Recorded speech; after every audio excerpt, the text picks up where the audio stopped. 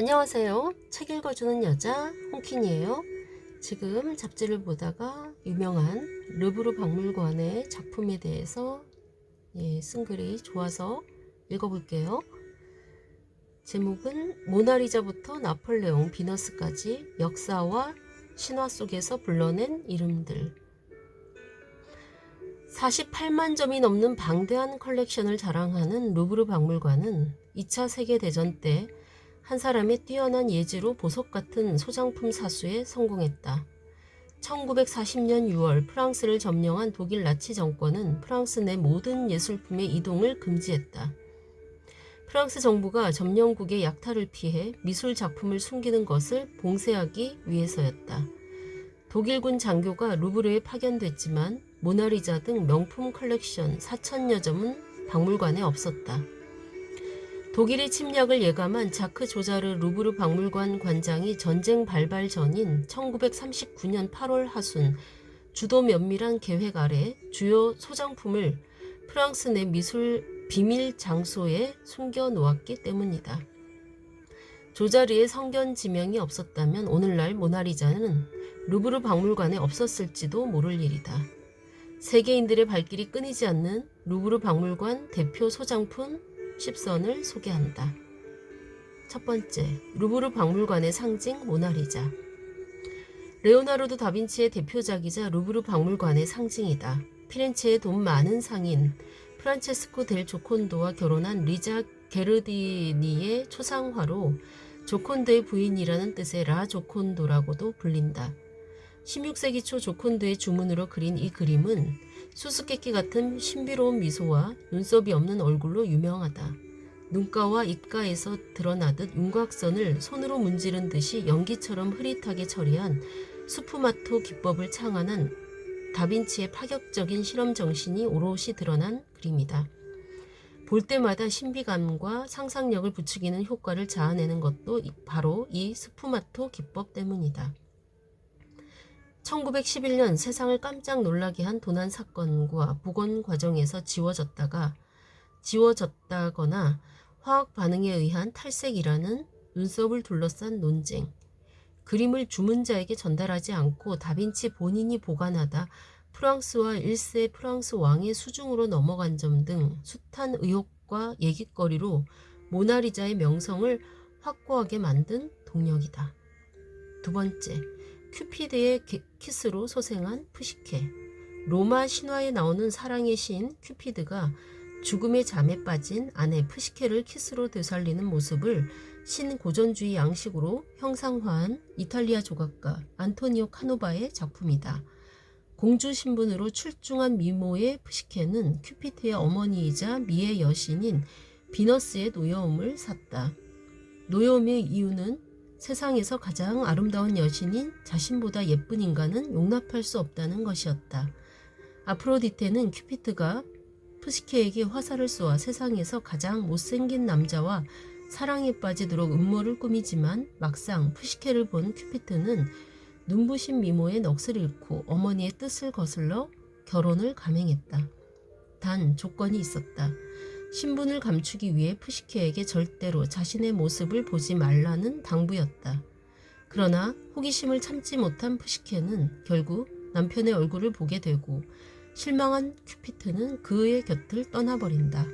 큐피드를 백방으로 찾아다니던 푸시케는 어느 날 비너스의 계략에 넘어가 황금 상자를 열어본 뒤 깨어날 수 없는 잠에 빠지게 된다. 상자 안에 죽음의 잠이 담겨 있었기 때문이다. 이 사실을 안 큐피드가 푸시케에게 달려가 사랑의 입맞춤으로 푸시케를 살려낸다는 신화를 조각으로 구현한 작품이다. 세 번째, 고대 그리스 대표 조각상 밀로의 비너스. 그리스 신화 속 미의 여신 아프로디테를 표현한 고대 그리스의 대표적인 조각상이다. 기원전 100년경 작품으로 추정되는 높이 203cm의 대리석 입상이다. 1820년 에게해의 밀로스 섬에서 한 농부에 의해 두 팔이 없이 파손된 채로 발견돼 밀로의 비너스로 불린다. 작가는 미상. 이상적인 미의 전형인 황금 비율이 적용된 작품으로 콘트라포스트로 대표되는 고대 그리스 조각 양식과 정교한 사실적인 묘사가 돋보이는 헬레니즘 조각 양식 둘 다 엿볼 수 있다. 콘트라포스토는 오른 다리로 무게 중심을 잡고 왼 다리는 무릎을 살짝 구부린 자세다. 인체를 S자의 곡선으로 비스듬하게 서 있는 모습으로 연출한 이 자세는 골반 부위에 관능미를 부추기고 생동감과 긴장감을 불러일으키는 효과가 특징이다. 흘러내릴 듯 하체를 덮고 있는 의상의 주름 묘사가 압권이다. 네 번째, 눈에는 눈, 이에는 이, 함무라비 법전. 기원전 1750년경 고대 바빌로니아의 왕 함무라비가 법치주의를 주창하며 높이 2.25m의 검은색 현무암 돌기둥에 새긴 법전. 법전 윗부분에 왕과 신이 만나는 장면이 부조로 형상화되어 있고 그 아래 몸통에 법전 내용이 새겨져 있다. 거의 4천년의 세월이 흐른 오늘날까지도 원형 그대로 완벽하게 법전 내용이 보존된 것도 재질이 튼튼하고 강한 현무암 덕분이다. 부조 오른쪽 인물이 바빌로니아의 태양신이자 정의의 신인 샤마시, 왼쪽이 왕을 상징하는 지팡이를 건네받고 있는 함무라비 왕이다. 1901년 이란 서남부의 고대 도시 수사에서 발굴됐으며 서령 문자로 된 서문과 본문 282개조 맺은말로 이루어져 있다. 메소포타미아 제국을 통일한 함무라비 왕이 국가체제의 제도적 정비와 자신의 업적을 기리기 위해 제정한 성문법이다. 눈에는 눈, 이에는 이로 잘 알려진 보복법 성격과 계층에 따라 형벌이 달라지는 신분별 차등 징벌제, 일부 증거주의 원칙의 적용 등이 특징이다. 다섯 번째, 사모트라케의 승리의 여신 니케상. 루브르 박물관 드농관의 입장에 계단을 따라 올라가면 맨 위 넓은 홀에서 우리를 반기는 조각상이 사모트라케의 승리의 여신, 일명 니케상이다. 니케는 그리스 신화 속 승리의 여신으로 기원전 190년경 에게해에서 벌어진 해전의 승리를 기념해 만든 것으로 추정된다. 니케가 큰 날개를 휘날리며 지중해에 떠있는 뱃머리에 내려앉는 장면을 묘사한 것이다. 1863년 프랑스 고고학자 샤를 상푸아소가 에게해 북쪽 사모트라케 섬에서 100여 개의 흩어진 파편 조각들로 발견한 뒤 루브르 박물관으로 보내 3년간의 복원 과정을 거쳐 1879년 최초로 공개됐다. 얼굴도 없고 양팔도 없는 길이 328cm로 복원된 니케상은 해풍에 휘감긴 옷자락 모양과 활짝 편 날개와 왼쪽 다리의 자세에서 기풍당당하면서도 우아한 미가 돋보이는 헬레니즘 조각의 정수로 평가받고 있다. 니케상의 날개는 글로벌 스포츠 브랜드 나이키 로고의 모티브다. 여섯 번째, 나폴레옹 1세의 대관식. 신고전주의 거장 자크 루이 다비드가 나폴레옹 1세의 황제 즉위식 장면을 그린 그림. 3년에 걸친 제작 기간에 세로 621cm, 가로 979cm의 웅장한 크기에다 200명이 넘는 인물이 등장하는 초대형 작품이다.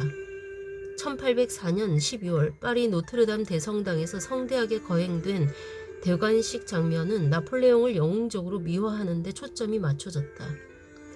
교황 비오 7세가 나폴레옹에게 왕관을 수여하는 게 아니라 나폴레옹이 황후 조세핀에게 왕관을 하사하는 방식으로 그려졌다. 나폴레옹의 키도 실제보다 크게 부풀려졌다. 나폴레옹은 이미 월계의 관을 머리에 쓰고 있고 의자에 앉은 교황은 뭔가 불만스러운 제스처를 하고 있다. 교황 주위의 성직자들도 못마땅한 표정을 짓고 있다. 왕관을 들고 서 있는 나폴레옹의 왼쪽 대각선 방향으로 기품 있는 모습으로 좌정한 여인이 보이는데 나폴레옹의 어머니다. 조세핀과 결혼을 반대한 나폴레옹의 어머니는 실제 대관식에는 참석하지 않았다. 일곱 번째, 목욕하는 밧세바 여인. 구약 성경의 이야기 한 토막을 소재로 한 렘브란트의 그림. 심각한 표정으로 목욕 중인 여인은 밧세바. 이스라엘의 왕 다윗의 부하의 아내인 그가 근심 가득한 이유는 오른손에 들고 있는 편지 탓이다. 편지에는 다윗이 그에게 사랑을 고백하는 내용이 적혀 있다. 유부녀임을 알면서도 왕이 청혼했으니 어찌 걱정이 없을까. 다윗이 부하의 부인에게 프로포즈한 이유는 단 하나, 빼어난 미모 때문이다. 당시 이스라엘은 야외에서 목욕하는 일이 당연지사였다. 실내 목욕시설이 있을 리 없고 무더운 산악지대라 집 바깥 훤히 노출된 곳에서 몸을 씻는 일이 일상이었다. 마음만 먹으면 여자들의 알몸을 볼 수 있는 시대였다. 다윗도 우연히 밧세바가 목욕하는 모습을 본 뒤 송두리째 마음을 빼앗긴 것이었다. 다윗의 계략에 따라 밧세바의 남편은 전쟁터에서 의도적인 죽임을 당한 뒤 둘은 결혼해 아들을 낳는데 그가 솔로몬이다. 8번째, 민중을 이끄는 자유의 여신. 낭만주의 미술을 대표하는 프랑스 화가 외젠 들라크루아의 기념비적인 역사화.